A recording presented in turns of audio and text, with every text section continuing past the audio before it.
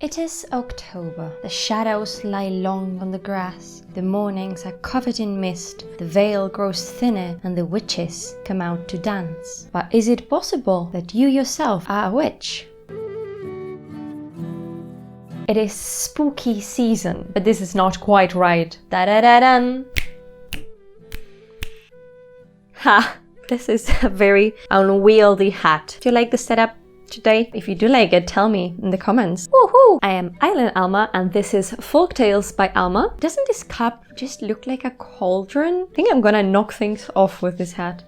Jeez. Lucifer! It's spooky season and I am struggling. It is spooky season and I found myself inspired. I find it especially interesting being in the southern hemisphere at this time. Everyone is going wildly seasonal. Here, I get the experience of the bright, blossoming coexisting with the eerie and mysterious. Folktales embody this duality really well. And of course, one of the characters in many folktales is the witch. A dangerous, potentially evil creature that threatens the journey of the protagonist. Or maybe just a person who has the ability to make the natural world behave in ways that are unnatural. Now the question is, are you a folktale witch? Let's find out.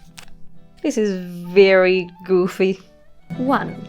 You have a familiar or can turn into an animal yourself. Possibly the most famous witchy image ingrained in our cultural imagination is the evil witch with her black cat, which is of course her familiar. Kiki, look, it's me! But what is a familiar? Basically, a familiar is a supernatural creature that is connected to the witch. Which witch? And who aids them in their practice of magic. But familiars can come in many shapes, not just cats. Some of the familiars listed in folklore are hares, rabbits, dogs, wolves, hogs, bats, frogs, toads, and in some cases even humanoids, possibly of the fae folk. And in some accounts the witch is supposed to be married to this familiar, which highlights the unnatural nature of the witch. You might want to know this. She suckles them from a special third tit.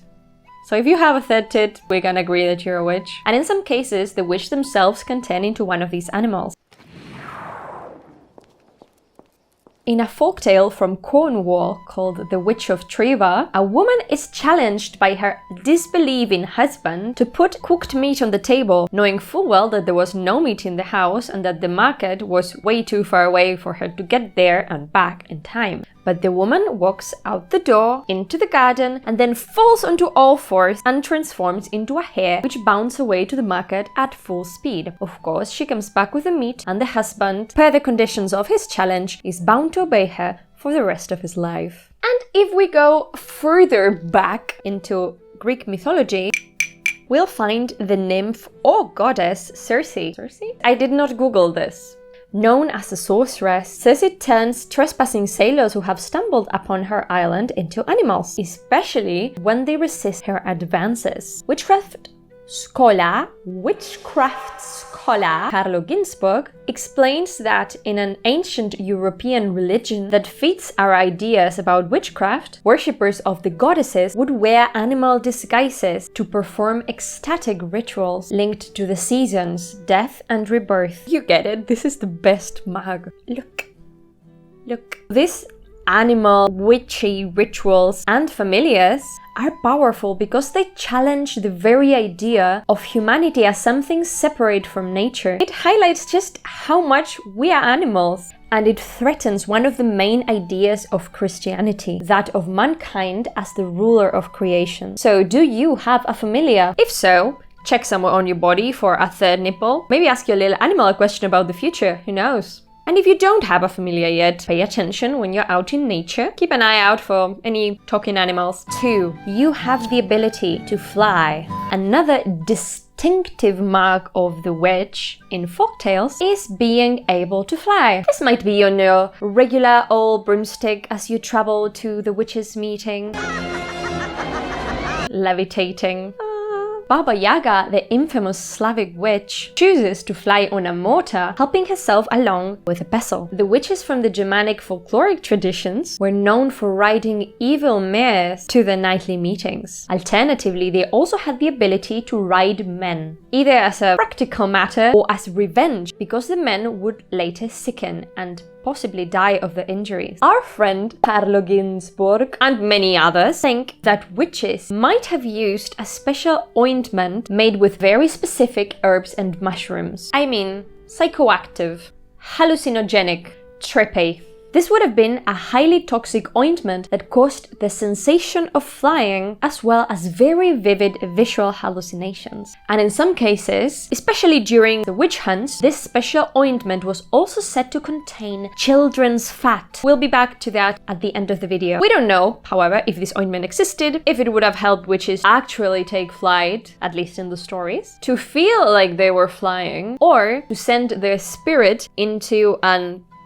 different dimension. If you are a witch, what is your favorite flying implement? I have ideas. I don't think I can say these things on the channel.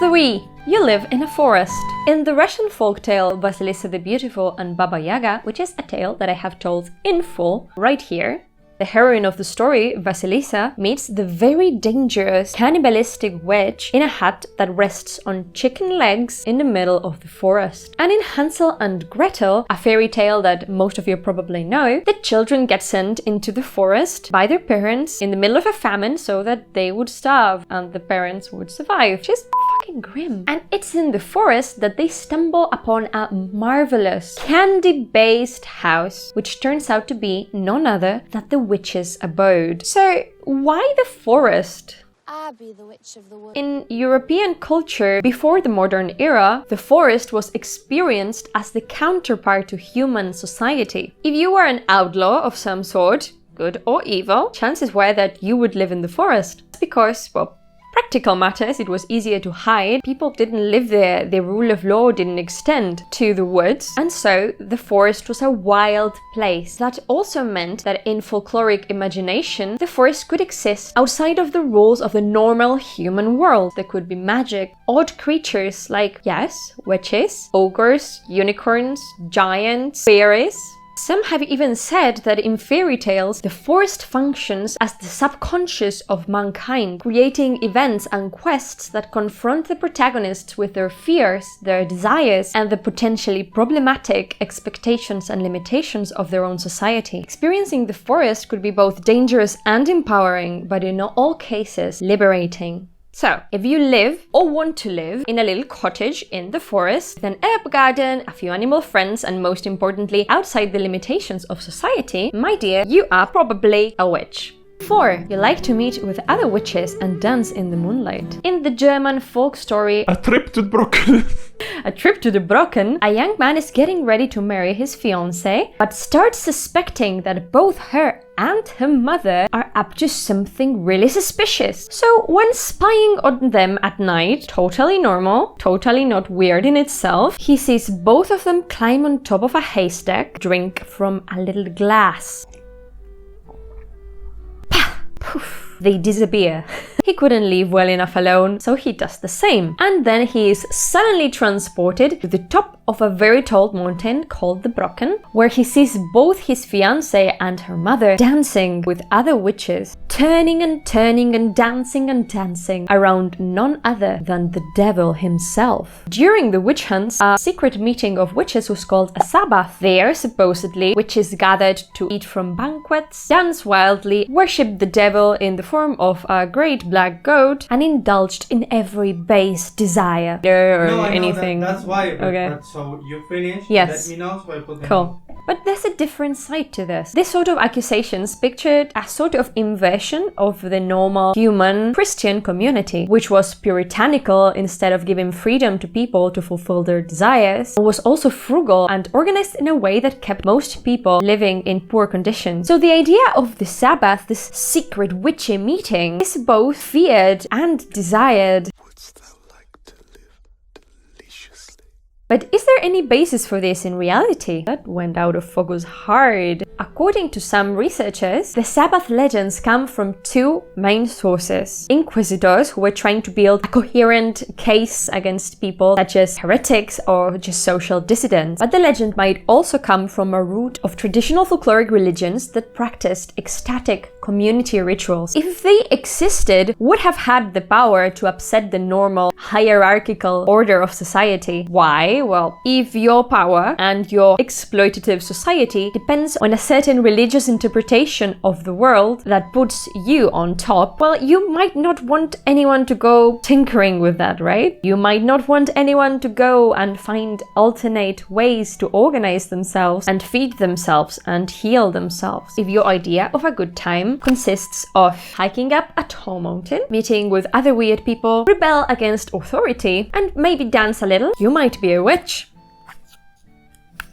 5. You eat children. If you've ever read or heard Hansel and Gretel, you're familiar with the idea that witches eat children. I smell children. They're not good and motherly. Have you noticed that it's always the stepmother and not the mother who does the wicked witchy things in fairy tales? The thing is, in a society that places motherhood really high on its scale of values, we have witches, most often women, who are eating or destroying children instead of bearing them and raising them. The ultimate crime. The accusations of cannibalism, especially of child cannibalism, wasn't just limited to women or even witches. Before there were ever witch accusations and witch hunts in medieval Europe, this very same allegation was used against communities of those perceived as other heretics, still Christian people who just had an alternate interpretation, and before that it was used against the Jewish community. These groups, the latest of which are witches, were being accused of wanting to destroy normal human society. The witch is the dark flip side of the ideal female role model, the mother, the Virgin Mary, and all good human mothers who contribute to the continuation of society through having children and taking care of them in the domestic sphere. So if you eat children or you just don't want to have children, consider being a witch. What have we learned, children?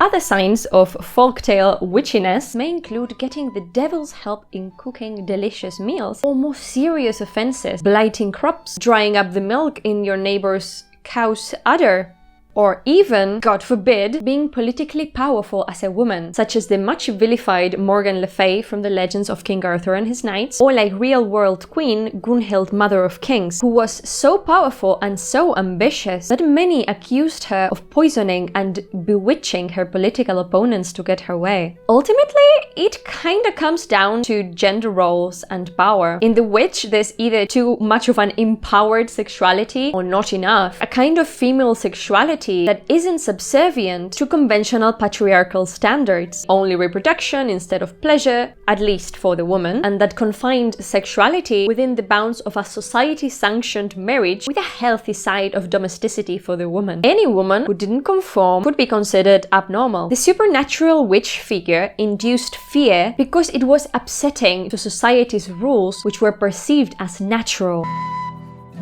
Something that I love is that there are some witch-positive stories in folklore. The ones I can think about right now are Frau Holle and the Three Weavers. Even the terrible Baba Yaga sometimes helps the hero or heroine on the quest. And you know, I just love that because folklore isn't just one thing. There's always a conversation, there's always room for other points of view. Though here I've talked about witches in a bit of a light-hearted manner, historically all these ideas and stereotypes about witches served powerful people, and especially men, persecute, harm and control less powerful people, women or marginalized groups, and institute a specific kind of economic and political system that served those in power. This period of accusations, trials and burnings was known as the witch hunts. If you want me to make a video about this rather grim topic, just tell me in the comments. I might be interested in that.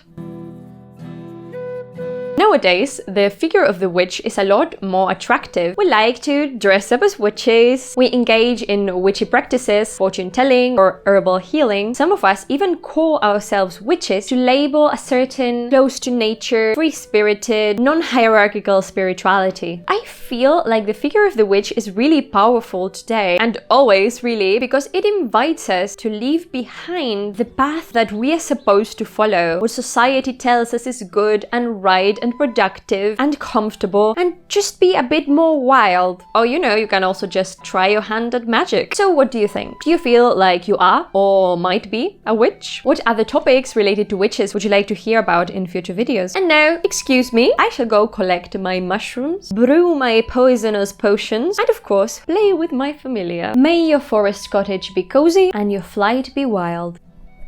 Goodbye.